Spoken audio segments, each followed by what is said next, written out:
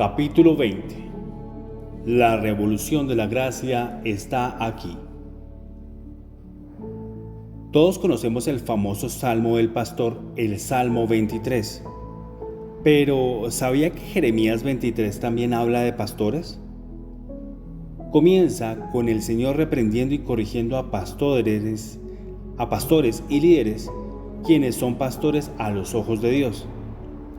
Ay de los pastores que destruyen y dispersan las ovejas de mi rebaño, dice Jehová. Jeremías 23:1. Mire, Dios no aprecia a los pastores y líderes que destruyen y dispersan a sus ovejas, en lugar de amarlas y alimentarlas. El Señor entonces añade: vosotros dispersasteis mis ovejas y las espantasteis y no las habéis cuidado. He aquí yo castigo la maldad de vuestras obras. Jeremías 23:2. Corrección en la casa de la gracia. Tiene que entender que hay corrección en la casa de la gracia. Esto es algo que vemos del libro de Apocalipsis, donde Dios habla a los pastores de las 7 iglesias.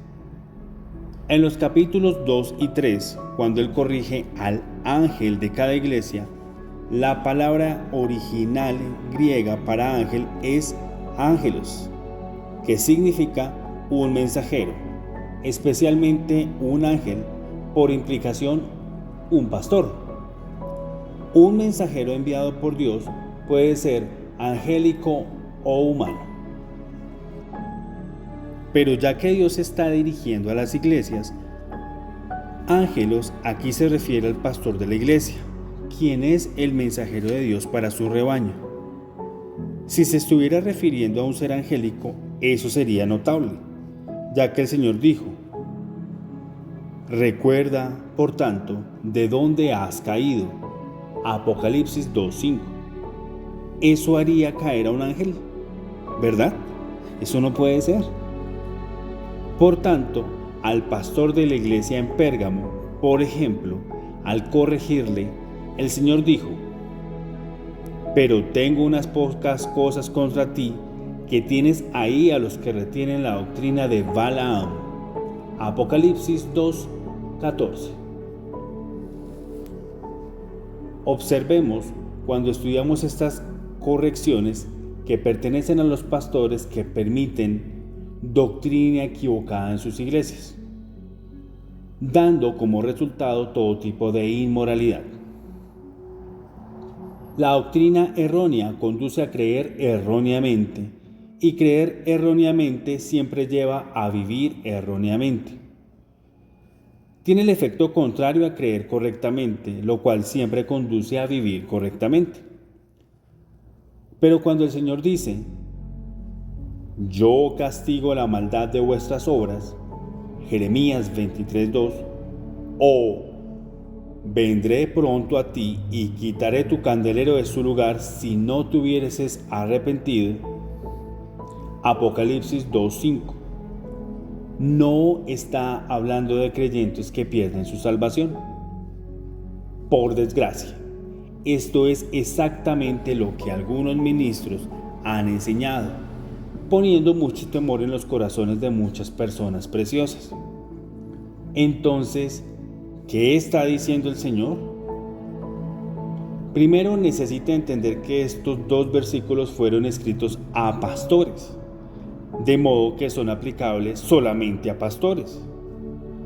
Si usted no está pastoreando un rebaño, estos versículos no son para usted. En segundo lugar, cuando el Señor dice: quitaré tu candelero de su lugar, que está hablando de quitar al pastor y su iglesia de su lugar de influencia, el Señor está dispuesto a hacer eso porque es muy protector de su rebaño, que son su pueblo. Él los ha confiado a pastores y es responsabilidad de los pastores predicar la palabra de Dios con precisión, usándola correctamente y predicando sin comprometer el evangelio del nuevo pacto de la gracia. Pero incluso si el Señor quita al pastor de su lugar de influencia o de su iglesia, Él se asegurará de que la congregación de la iglesia será cuidada. Observemos el lenguaje pastoral que él utiliza en Jeremías 23. Él habla como el pastor principal que es. Véase 1 de Pedro 5:4. Él es el pastor principal de los pastores principales y declara: y yo mismo recogeré el remanente de mis ovejas de todas las tierras a donde las eché, y las haré volver a sus moradas y crecerán y se multiplicarán. Jeremías 23:3. Veamos otra escritura. En Santiago 3:1, el apóstol Santiago dice: hermanos míos, no os hagáis maestros muchos de vosotros, sabiendo que recibiremos mayor condenación. De nuevo, esta escritura no está hablando de pastores o líderes que pierden su salvación. El apóstol Santiago simplemente dice que quienes enseñan la palabra tienen mayor responsabilidad y tendrán que dar cuentas. Pastores, ministros y líderes se espera que prediquen con precisión, usando bien la palabra de Dios. Santiago tampoco está desalentando a personas para que no sean maestros de la palabra. Definitivamente no. Es un gran honor y privilegio predicar y enseñar la palabra de Dios. Santiago está destacando lo sagrado que es este privilegio y lo sabiamente que los pastores necesitan administrar su ministerio de enseñanza. Les exhorta a no ser descuidados acerca de la doctrina. Recordemos que todos los errores en las iglesias en el libro de Apocalipsis son errores que se relacionan con la doctrina, dando como resultado pecado e idolatría. Creer erróneamente conduce a vivir erróneamente. Por eso Santiago exhorta a los maestros de la palabra a que sean diligentes en entender el Evangelio de la gracia, dividiendo bien los pactos y enseñando al rebaño de Dios el verdadero Evangelio de Jesucristo sin concesiones. El Señor, justicia nuestra. Volvamos a Jeremías 23. ¿Cómo sabemos si estamos bajo el liderazgo designado por Dios? Nuestro pastor principal responde esta pregunta en el versículo 4. Y pondré sobre ellas pastores que las apacienten, y no temerán más, ni se amedrentarán, ni serán menoscabadas. Énfasis del autor. Estos son los 3 resultados prometidos de estar bajo el liderazgo designado por Dios. Cuando los pastores y líderes predican el Evangelio de la gracia no adulterado, sus rebaños no temerán más, ni se amedrentarán, ni serán menoscabados. ¿Está usted experimentando estas bendiciones de la gracia de Dios en su vida? ¿O se siente aún temeroso, desalentado y constantemente con la sensación de no haber hecho lo suficiente? De Jeremías 23:4, el Señor me impartió el mensaje que tenía que ser predicado y enfatizado en este tiempo de la revolución de la gracia. En el sueño que tuve hace más de 15 años, Él me dijo: en esta hora, con esto tienes que alimentar a mi pueblo.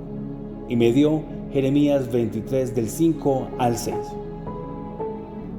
He aquí que vienen días, dice Jehová, en que levantaré a David renuevo justo, y reinará como rey, el cual será dichoso y hará juicio y justicia en la tierra.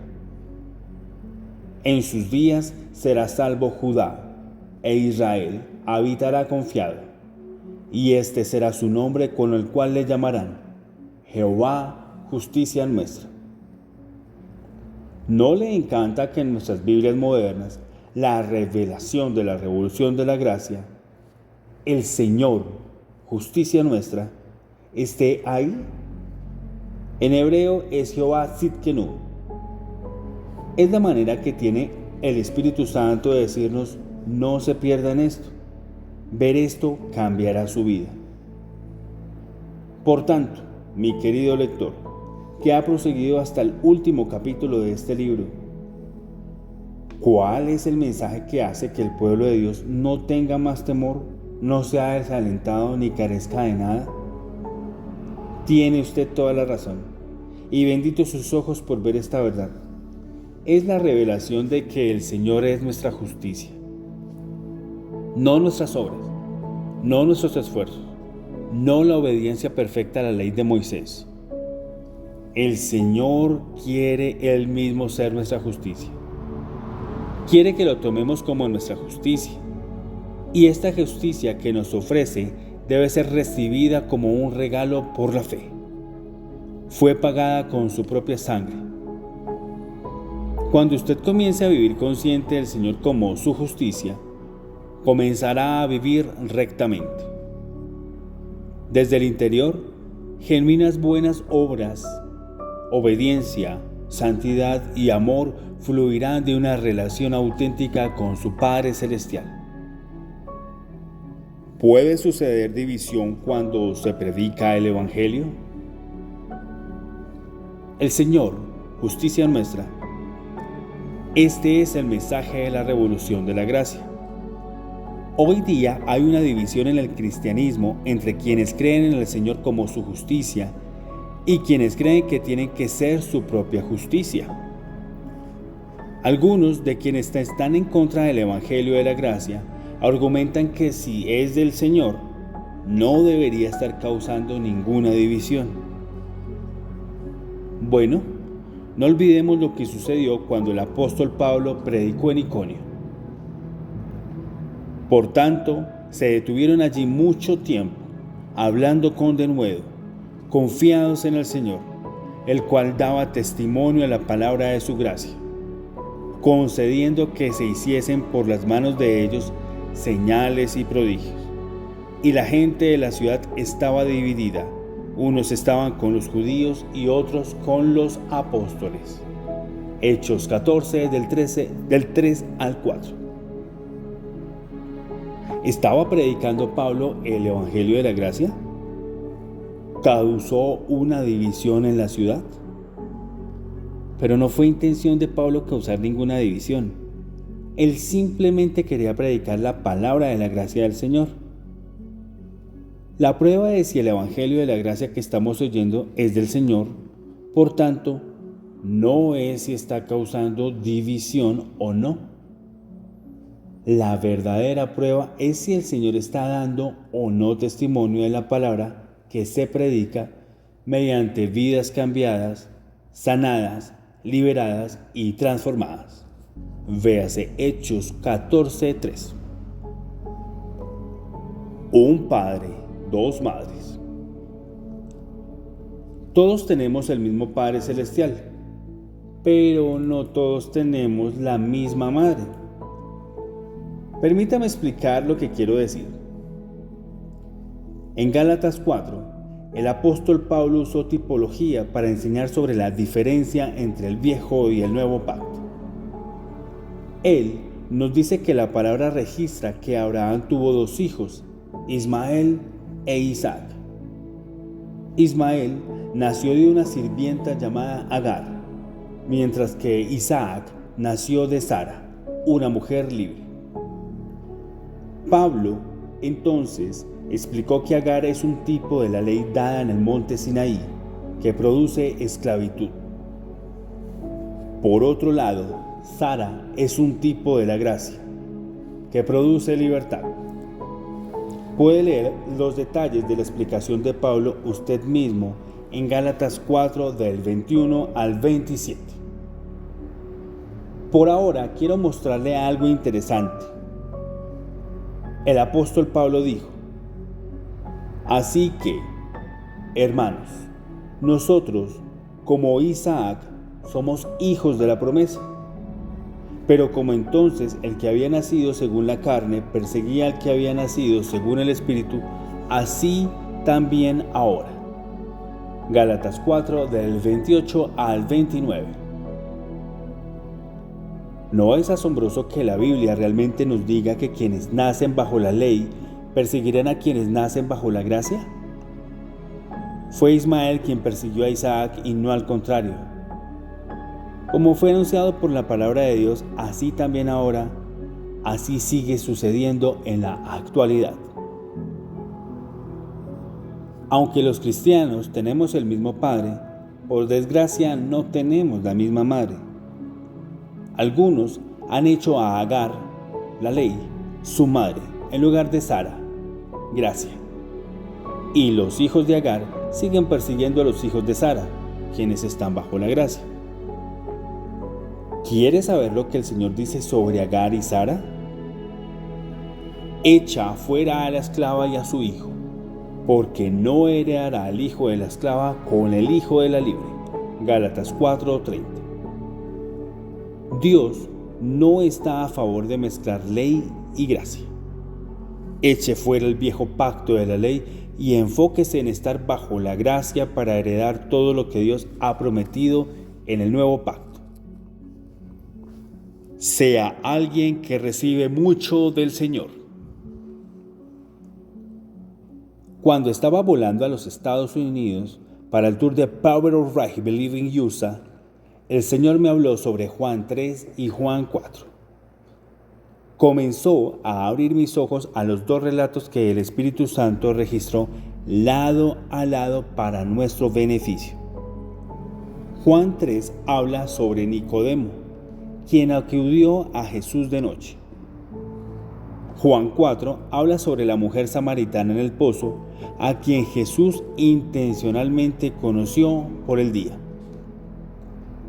En Juan 3 tenemos un teólogo erudito, un fariseo de fariseos, un rabino principal a quien el Señor llamó Maestro de Israel.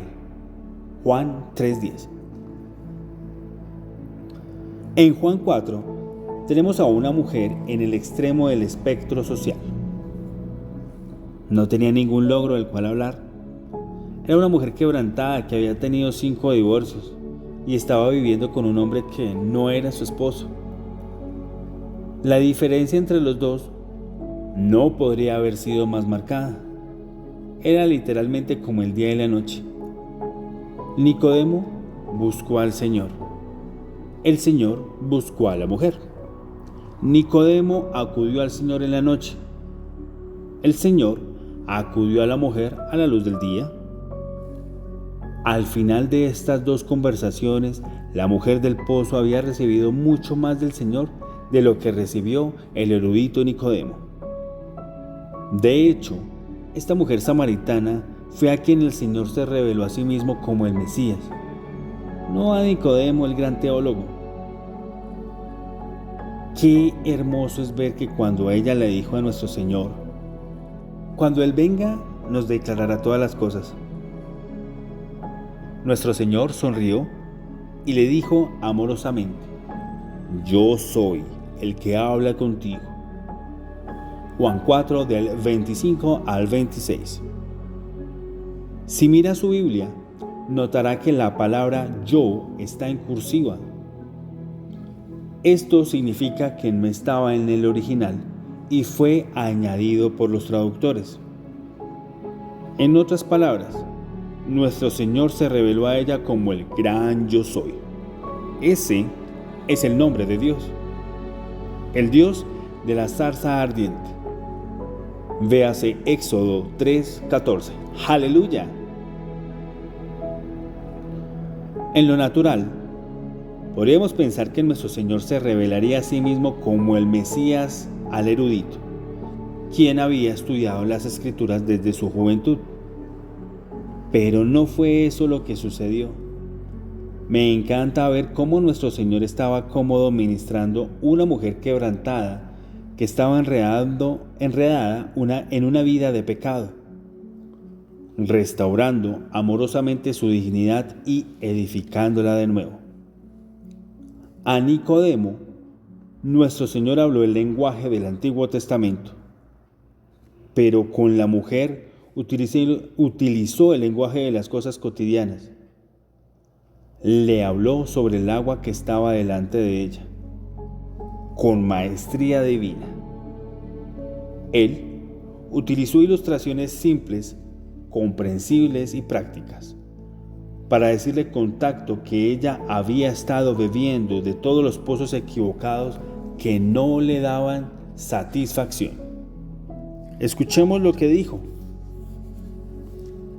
Si conocieras el don de Dios y quién es el que te dice, dame de beber, tú le pedirías y él te daría agua viva.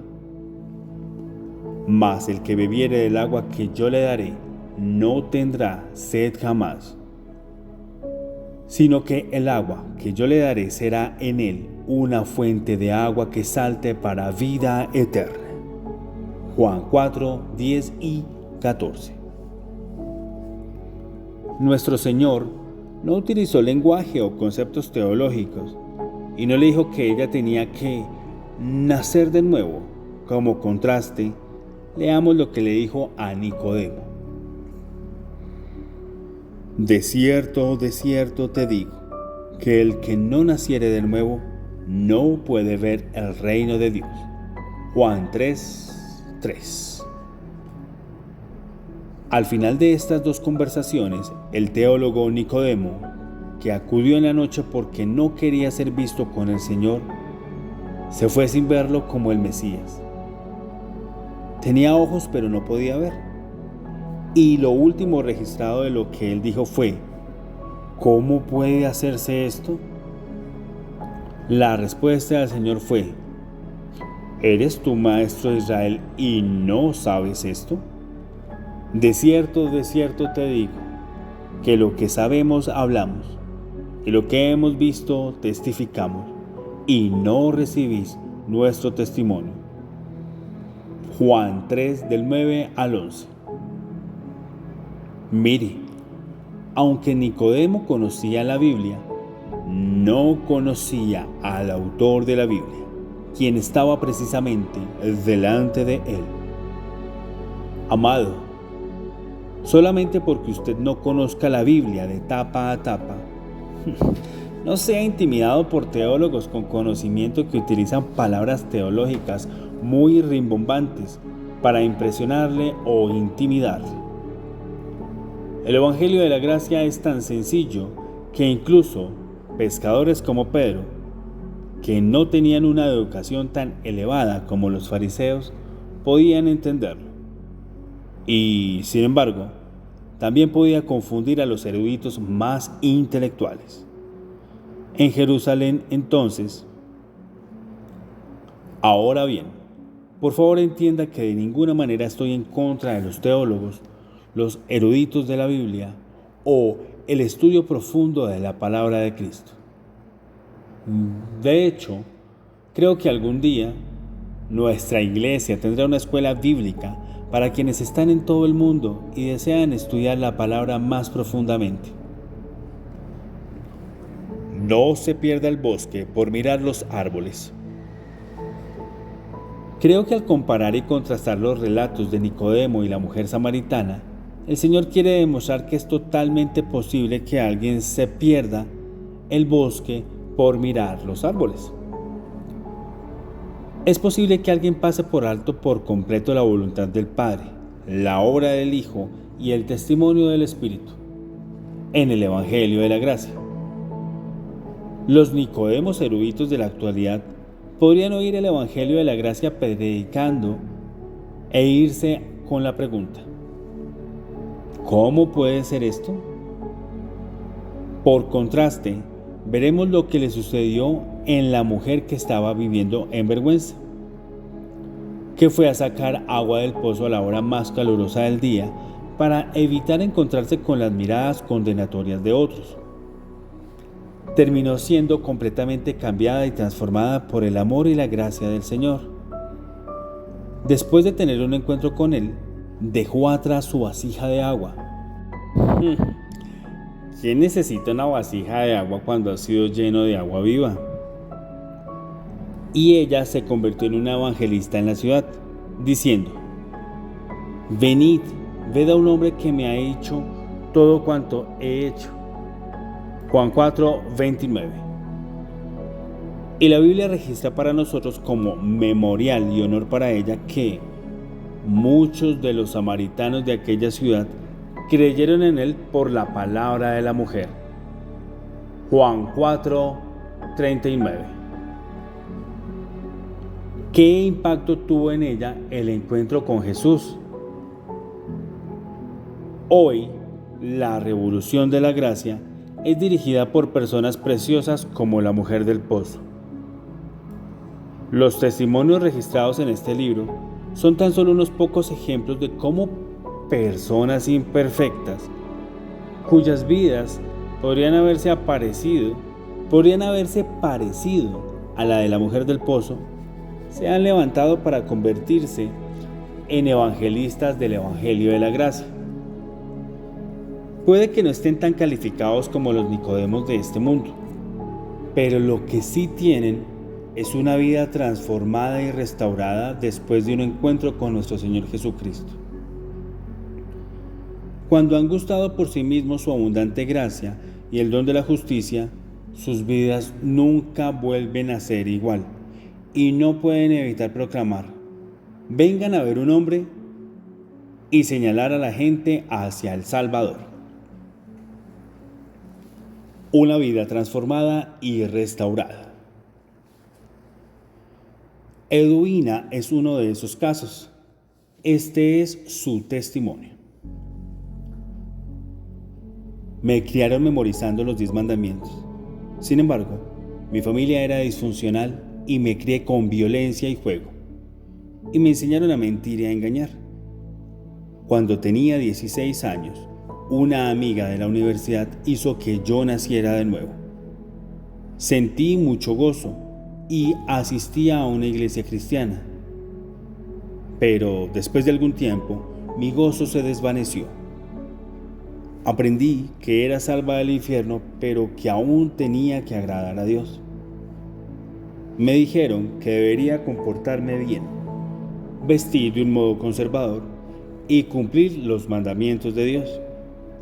Sentía que ponían sobre mí una pesada demanda.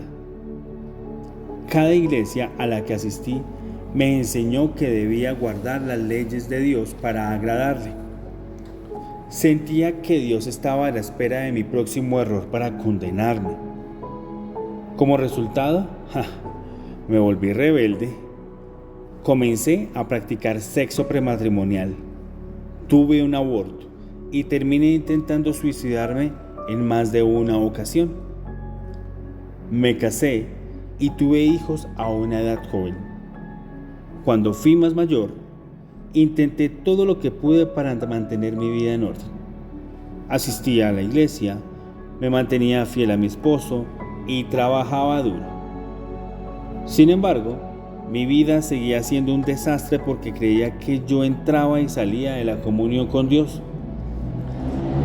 Mi esposo era un mujeriego, fumaba mucho, jugaba, era drogadicto y alcohólico. Para mantenerlo alejado de las drogas, lo envié a trabajar a Singapur. Finalmente, también fui allí para ganar dinero y cancelar mis deudas. En Singapur, descubrí que él tenía una inmensa deuda. Seguía siendo alcohólico y tenía varias novias. Sentí que solamente me quería para ayudarle a pagar su deuda y que no valía la pena permanecer fiel. Comencé una relación por el chat en línea que condujo a una aventura amorosa. Me sentía de nuevo querida, pero sencillamente no sentía que estuviera bien. Devastada, clamé a Dios. Entonces recordé que mi pastor había mencionado la iglesia New Creation, así que asistí a uno de los servicios con mi esposo y me pasé llorando todo el sermón. El pastor Prince compartió que Jesús amaba incondicionalmente a la mujer que fue agarrada en adulterio, dándole el regalo de la no condenación y capacitándola para que dejara de pecar. Fue la primera vez que oí sobre un Dios que no me condena. Seguí regresando a la iglesia, con o sin mi esposo. También escuchaba los sermones del pastor Prince de camino de ida y regreso al trabajo. Mi aventura amorosa no solo llegó a su fin, sino que Jesús también cambió el agua en vino en mi matrimonio. Amo a mi esposo incluso más que antes, y mi esposo también me ama. Ha dejado de fumar, de jugar y de beber. Creemos que su cancelación de la deuda también está en camino, en el nombre de Jesús. Ahora estoy enamorada de Jesús y me siento cómoda en su presencia, haya hecho el bien o no. Y ahora estoy viendo que vivo más correctamente. Soy más honesta y amorosa. No presumo de mí misma, sino presumo de lo que el Señor ha hecho en mí. Gracias, Pastor Prince, por ser fiel en predicar la verdad. Y gracias, Señor Jesús, por amarme. Gracias por compartir su testimonio, Edwina. Qué poderoso testimonio de la diferencia que nuestro Señor Jesús puede marcar en cada vida quebrantada que tiene un encuentro con su gracia. Experimente un amor perfecto e incondicional. Ahora, quiero que observe lo que más sorprendió a Edwina cuando oyó por primera vez el Evangelio y tuvo un encuentro con Jesús. Fue la primera vez que oí sobre un Dios que no me condena. Eso es exactamente lo que la mujer del pozo experimentó. Ella tuvo un encuentro con nuestro Señor, quien sabía cada detalle de los fracasos de su pasado y de su presente, y aún así no la condenó. De hecho, sus palabras para ella estaban llenas de gracia. Cuando ella intentó ocultar su situación presente, de la que no estaba orgullosa, y dijo, no tengo marido, el Señor no la reprendió. En cambio, la elogió diciendo, bien has dicho, no tengo marido, porque 5 maridos has tenido, y el que ahora tienes no es tu marido. Esto has dicho con verdad. Juan 4, del 17 al 18. Énfasis del autor. ¿Ve el bocadillo divino? Él la elogió primero, bien has dicho. Mencionó amablemente sus pecados y después terminó con otro elogio. Esto has dicho con verdad. Así es la abundante misericordia de nuestro Señor. Ahora bien, ¿por qué el Señor reveló sus pecados a esta mujer inicialmente incrédula? Porque quería que ella supiera que Él sabía todo sobre ella y aún así la amaba. Amado, Él se sabe todo sobre usted, cada fracaso, cada pecado y cada error, pero le sigue amando con un amor eterno, un amor que es completamente incondicional, un amor que le clavó a la cruz. Solamente nuestro Señor, quien tiene perfecto conocimiento sobre nosotros, puede seguir amándonos perfectamente. No hay nada que tengamos que ocultar de Él. Podemos hablarle a Él abiertamente y confesarle nuestros errores y fracasos, sabiendo que ya los conoce todos y aún así nos sigue amando. La verdad es que usted es, en este momento, la justicia de Dios mediante la sangre preciosa de Jesús. Puede tener una relación verdadera e íntima con el Señor, porque cuando confiesa sus pecados, no lo hace a fin de ser perdonado. Confiesa sus pecados sabiendo que ya ha sido perdonado y que está manteniendo conversaciones con el Señor, justicia nuestra. Hay una inmensa diferencia. La definición de Dios de básico y maduro. Hay algunas personas que menosprecian lo que Dios está haciendo en el Evangelio de la Gracia, considerándolo básico. Nunca dirán abiertamente que están en contra del Evangelio de la Gracia, pero lo ven como demasiado simple, demasiado fácil. Preguntan, ¿dónde está la parte del hombre? ¿Creen que la gracia es buena para creyentes nuevos? Pero creen que tienen que madurar y pasar a cosas más importantes y avanzadas, como la santidad y el arrepentimiento. Bien, permítame por favor demostrarle lo que es básico y lo que es maduro a los ojos de Dios. Leamos juntos Gálatas 4. Entre tanto que el heredero es niño, en nada difiere del esclavo, aunque es señor de todo, sino que está bajo tutores y curadores hasta el tiempo señalado por el Padre. Así también nosotros, cuando éramos niños, estábamos en esclavitud bajo los rudimentos del mundo. Pero cuando vino el cumplimiento del tiempo, Dios envió a su Hijo, nacido de mujer y nacido bajo la ley, para que redimiese a los que estaban bajo la ley, a fin de que recibiésemos la adopción de hijos. Y por cuanto sois hijos, Dios envió a vuestros corazones el Espíritu y su Hijo, el cual aclama Abba Padre. Así que ya no eres esclavo, sino hijo, y si hijo, también heredero de Dios por medio de Cristo. Gálatas 4 del 1 al 7. En este pasaje, la palabra griega utilizada para hijo es nepios, que significa un niño pequeño, un infante. Cuando Israel como nación era un nepios, fue puesto bajo la ley.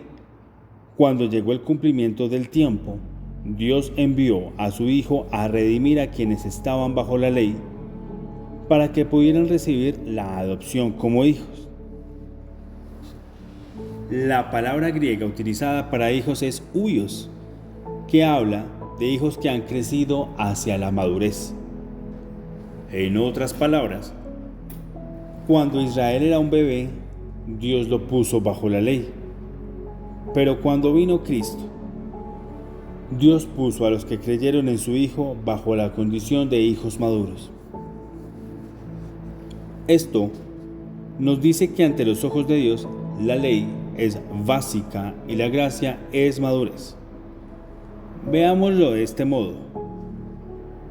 Cuando sus amigos llegan de visita a su casa con sus hijos pequeños, usted pone leyes a esos niños pequeños.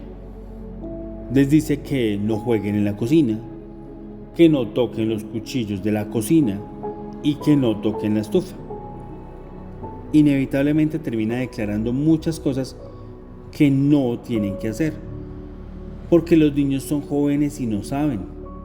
Pero estoy seguro de que no les dice a sus amigos adultos: hey, no entres a la cocina, no juegues con cuchillos en la cocina, o no toques la estufa. Sería ridículo imponer tales leyes a adultos maduros. De la misma manera, la ley del viejo pacto es para los inmaduros, mientras que la gracia es para aquellos que son hijos e hijas de Dios maduros. La Biblia también nos dice: y todo aquel que participa de la leche es inexperto en la palabra de justicia porque es niño. Hebreos 5:13. En otras palabras, tal persona es inexperta en la revelación de la revolución de la gracia. El Señor, justicia nuestra. Una restauración de certidumbre. En uno de los primeros encuentros de Pedro con el Señor, vio cómo el Señor le dio tantos peces que su red comenzó a romperse y su barca comenzó a hundirse. Su respuesta fue caer de rodillas y decir: apártate de mí, Señor, porque soy hombre pecador. Lucas 5:8. Nadie tuvo que enseñarle que era pecador.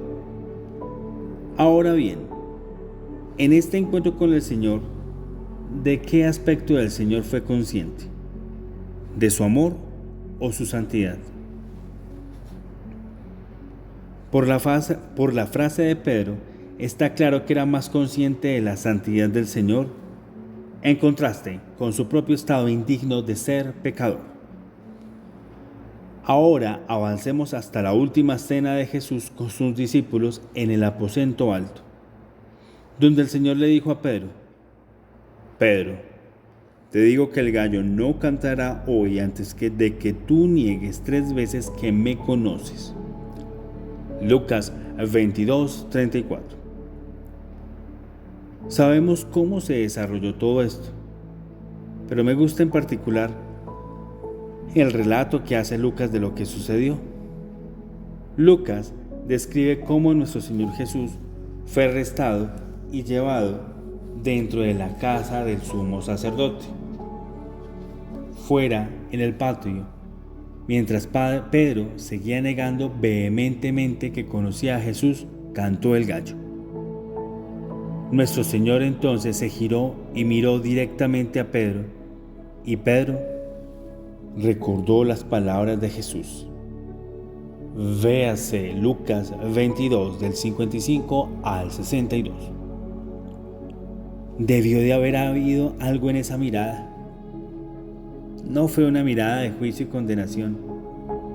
Fue una mirada que decía: Pedro, te sigo amando. No te desesperes. Yo sabía que esto sucedería y he orado por ti, mi querido Pedro. La mirada de amor del Señor fue lo que quebrantó a Pedro e hizo que ese rudo pescador se fuera y llorara amargamente. Después de aquello, unas 2 semanas después de que nuestro Señor Jesús hubiera sido crucificado, la Biblia nos dice que Pedro estaba pescando con algunos de los discípulos. Véase Juan 21:3. Un hecho poco conocido es que Pedro ya había tenido una audiencia privada con el Señor antes de esta escena. Véase Lucas 24:34 y 1 Corintios 15:5. Toda la reunión estuvo velada a otros ojos, ya que fue un tiempo personal de restauración para Pedro. Ahora, en Juan 21, vemos al Señor restaurando a Pedro, esta vez al ministerio. El Señor resucitado se apareció y estaba de pie en la orilla, pero los discípulos no le reconocieron. Cuando Pedro se dio cuenta de que era el Señor, inmediatamente se sumergió en el agua y fue nadando hacia él. Ahora bien, ¿qué cree que fue lo que hizo que Pedro nadara hacia nuestro Señor Jesús? ¿Fue la santidad del Señor o su gracia? ¿De qué era más consciente Pedro esta vez?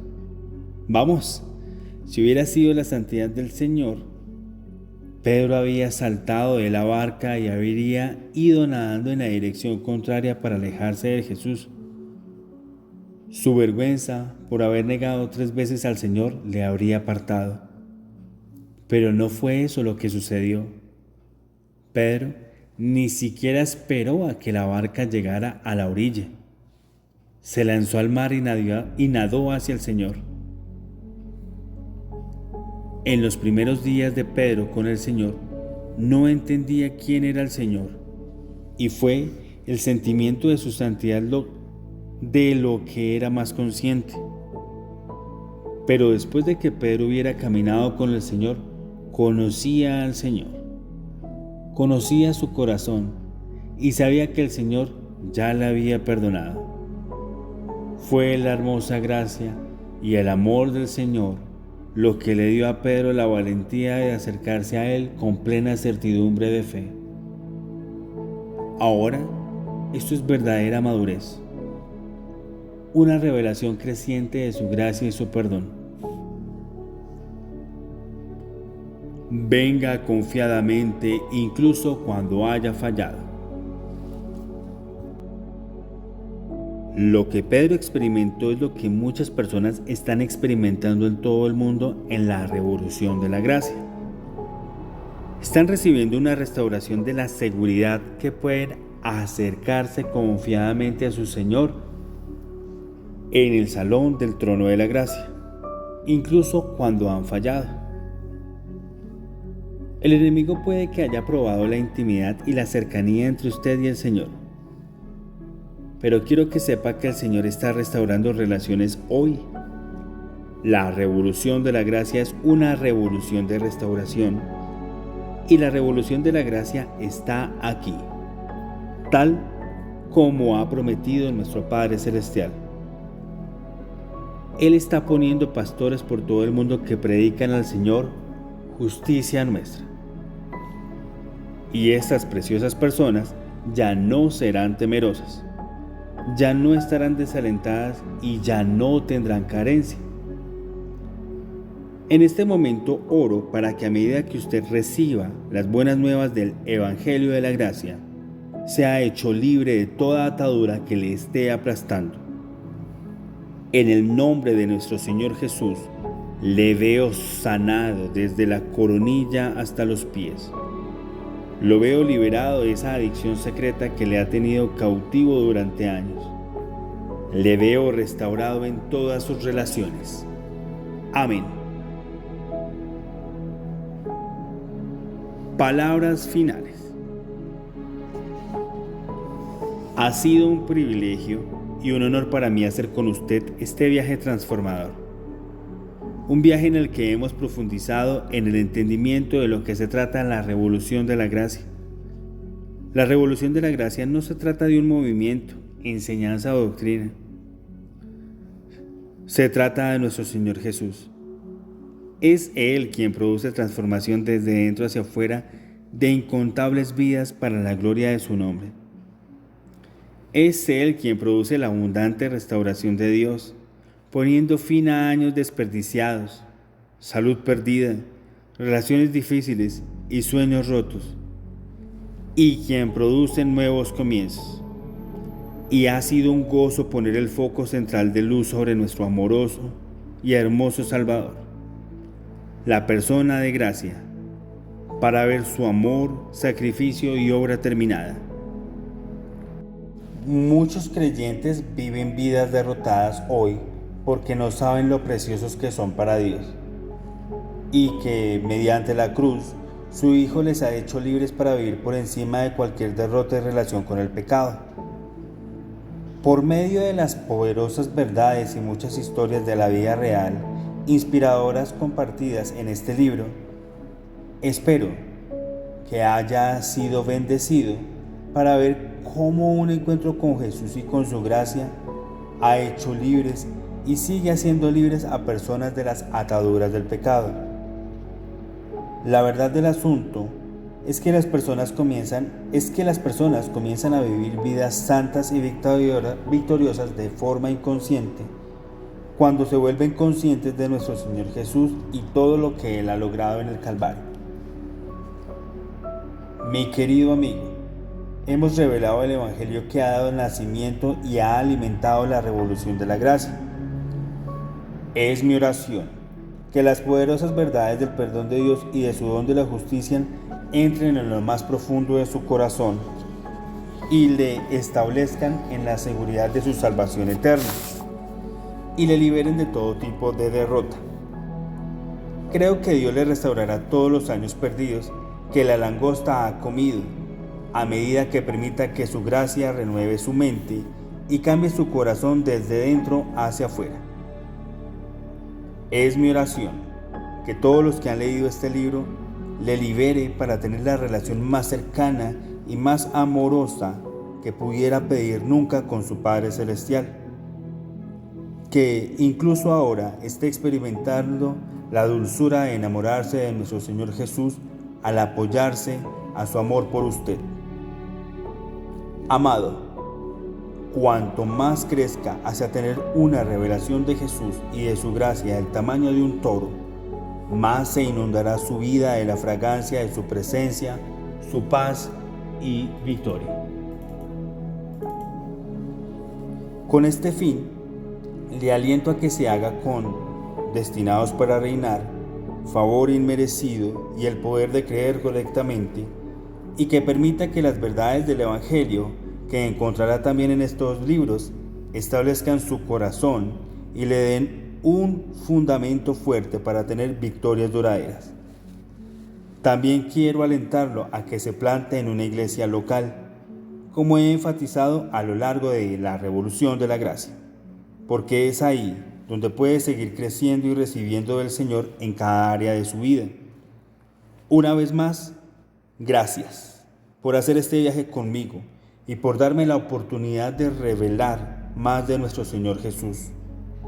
Espero oír sobre la manifestación de la victoria, libertad y restauración por la cual ha estado usted confiando en el Señor.